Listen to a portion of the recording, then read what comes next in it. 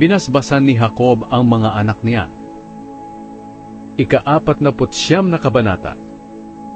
Pagkatapos, tinawag ni Jacob ang mga anak niya at sinabi, "Magsiparito kayo dahil sasabihin ko sa inyo kung ano ang mangyayari sa inyo sa darating ng panahon.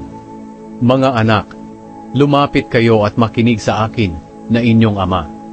Ikaw, Reuben, na panganay ko, ang kauna-unahang lalaki kong anak. Mas tanyag ka at mas makapangyarihan kaysa sa iyong mga kapatid. Pero katulad ka ng kumukulong tubig, dahil hindi ka makapagpigil sa iyong pagnanasa, kaya ka sumiping sa aking asawang alipin. Hindi ka na hihigit sa iba. Kayo, Simeon at Levi, na magkakampi, ginagamit ninyo ang inyong armas sa pagmamalupit sa iba. Hindi ako sasama o dadalo sa pagtitipon ninyo, dahil pumapatay kayo ng mga tao kapag galit kayo, at pinipilayan ninyo ang mga toro kapag gusto ninyo. Susumpain ko kayo dahil sa inyong galit na napakalupit. Paghihiwalayin ko kayo at ipapangalat sa Israel. Ikaw, Huda, pupurihin ka at igagalang ng iyong mga kapatid.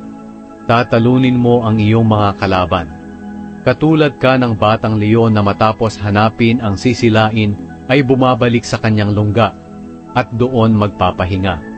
At walang makakapagtangkang gumambala sa kanya. Patuloy kang mamumuno, Huda. Magmumula sa mga lahi mo ang magiging mga pinuno. Kaya magbibigay ng buwis sa iyo ang mga bansa at susunod sila sa iyo. Magiging sagana ang iyong lupain.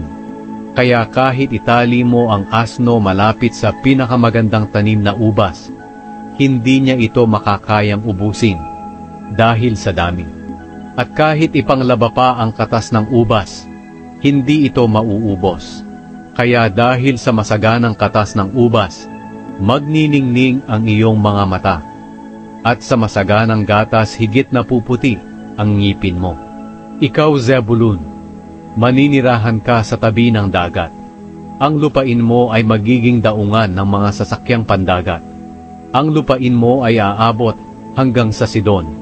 Ikaw, Isakar, katulad ka ng malakas na asno, pero nagpapahinga sa tirahan ng mga tupa.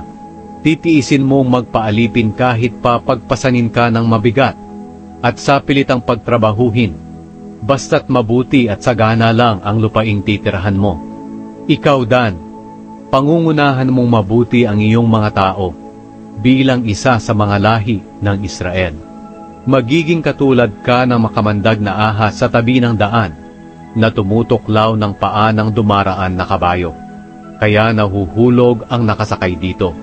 Pagkatapos sinabi ni Jacob, "O Panginoon, naghihintay po ako sa inyong pagliligtas."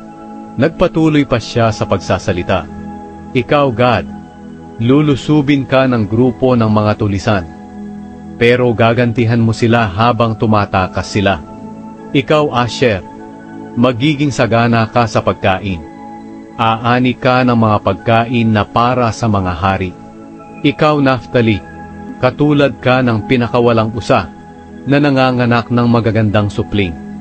Ikaw, Jose, katulad ka ng mailap na asno sa tabi ng bukal o sa tabi ng bangin. Kaiinisan ka ng mga mamamana. Sa galit nila ay papanain ka nila, pero palagi mo rin silang papanain. At ang braso mo ay patuloy na lalakas, dahil sa tulong ng makapangyarihang Diyos ni Jacob, ang tagapagbantay at ang bato na kanlungan ng Israel. Siya ang makapangyarihang Diyos ng iyong mga ninuno, na tumutulong at nagpapala sa iyo. Bibiyayaan kaniya ng ulan at tubig sa mga bukal, at bibiyayaan kaniya ng maraming anak at hayop. Ngayon marami akong pagpapala, labis pa sa kasaganaan noon ng mga sinaunang kaburulan.